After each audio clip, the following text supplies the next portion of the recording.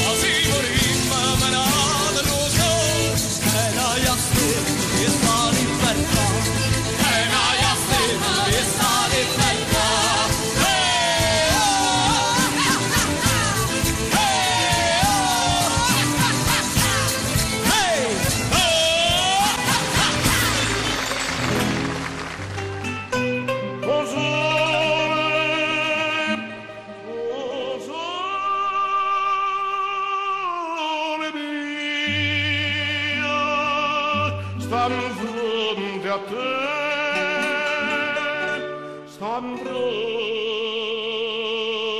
fronte a te.